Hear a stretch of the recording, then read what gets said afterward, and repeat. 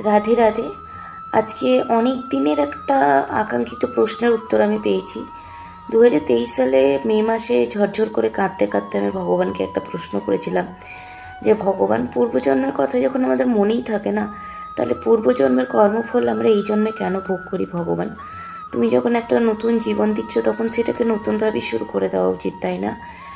তো যাই হোক, তার উত্তর আমি পেলাম ভগবদ্গীতা থেকে, এবং আমি তোমাদের সাথে সেটা শেয়ার করতে চাই। এবং হোপ কি অনেকেরই উত্তর পেয়ে অনেক প্রশ্নের উত্তরই তোমরা পাবে। তো ভগবান শ্রীকৃষ্ণ বলছে যে অবশ্যই তোমার পূর্বজন্মের যে কর্ম, সেই ফল অনুযায়ী তুমি তোমার পরবর্তী জন্ম ধারণ করবে, এবং সেই পরবর্তী জন্মে তোমার পূর্বজন্মের কর্মফল কিন্তু যোগ হবে, এবং সেই কর্মফল অনুযায়ী তুমি এই জন্মে সুখ দুঃখ ভোগ করবে। কিন্তু তুমি জন্মে যেই জন্মে তুমি উপলব্ধি করতে পারবে যে তোমার এই জন্মটা শুধুমাত্র ভগবানের সান্নিধ্য অর্পণ করার জন্য, ভাগবত জ্ঞান অর্জন করার জন্য, ভগবানের চরণে নিজেকে সমর্পণ করার জন্য, তুমি ঠিক সেই মুহূর্ত থেকেই তোমার ভালো কর্মের দ্বারা নিজের জীবনকে উপলব্ধি করো, এবং আত্মসংযমের দ্বারা, আত্মসঙ্গতির দ্বারা নিজেকে পরিপূর্ণ করে তোলো, এবং ভগবানের চরণে নিজেকে নিবেশ করো। তাহলেই তুমি ভগবানের চরণে ঠাঁই পাবে।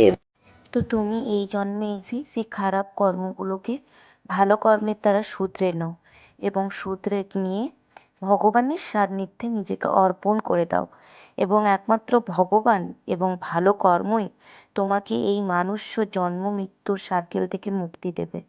তাই পূর্বজন্ম হচ্ছে এটাই, যখন তুমি বারবার জন্মগ্রহণ করো এবং তোমার কর্মের দ্বারা তুমি এমন কিছু করে ফেলো যার কারণে তোমার জন্ম মৃত্যু বন্ধন থেকে মুক্তি লাভ ঘটে না।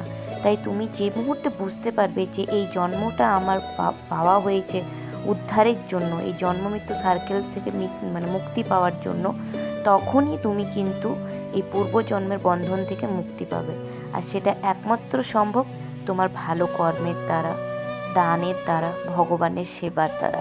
তাই ভালো কর্ম করো, কারণ ভগবান আমাদের 84 লক্ষ যোনির পর মনুষ্য জন্ম দেয় এটা বোঝার জন্য, যাতে আমরা এই জন্ম মৃত্যুর সার্কেল থেকে মুক্তি পাই। আর মনুষ্য জন্মটাই হচ্ছে ভগবানের সেবা করা, দান দক্ষিণা করা, এবং নিজেকে ভাগবত সান্নিধ্য করা। তাই ভালোভাবে থাকো এবং ভালো কর্ম করো, এই জন্ম মৃত্যু বন্ধন থেকে মুক্তি পাও। রাধে রাধে।